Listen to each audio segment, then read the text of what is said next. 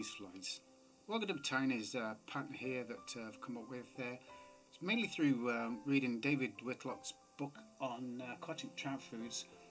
On one of the pages it gives you the concepts of imitation. There's 4 sections: suggestive, impressionistic, realistic and exact. So what I thought to myself after going through the book a few times, why don't we incorporate A, B and C, which is suggestive, impressionistic and realistic. So basically what I'm going to do is a sedge pattern, and it's going to be using the minimum amount of materials because it's going to be the profile of the deer hair that's going to create that body effect. So we're using a size 10 wet style hook, and we've just set up the thread on the hook. We're going to get a bunch of deer here.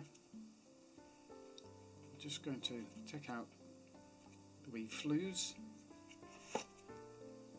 measure them up, just want that coming back past the bend of the hook, so trim that off.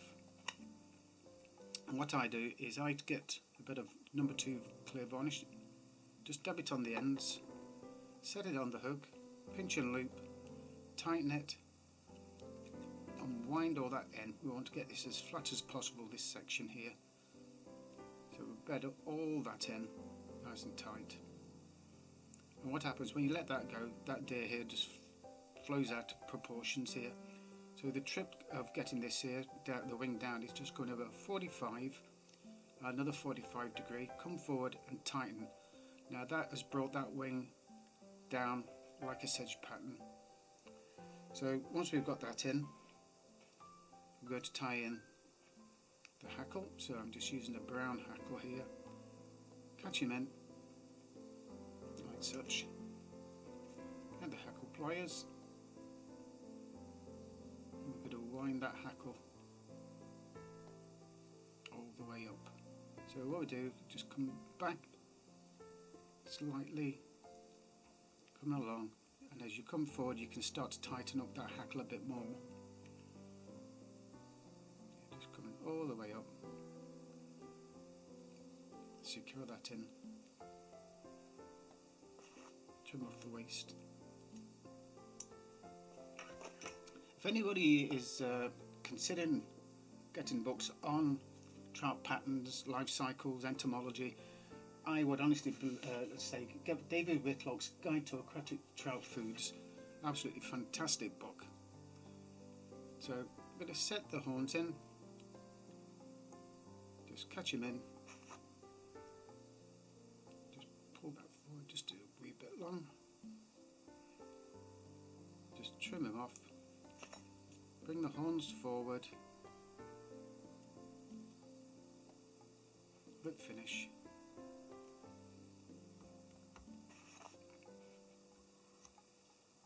like such. A couple of coats of varnish at the head, and that's it. The thing about this pattern here, it's only basically 3 materials: cock pheasant, hackle and a deer hair. When you do turn the fly underneath, you can see underneath there, that here is just creating that silhouette. So there's no call for any fancy bodywork or anything on this here. You can use different colours, for olives, any clarets, any colours at all. It still gives you the same effect.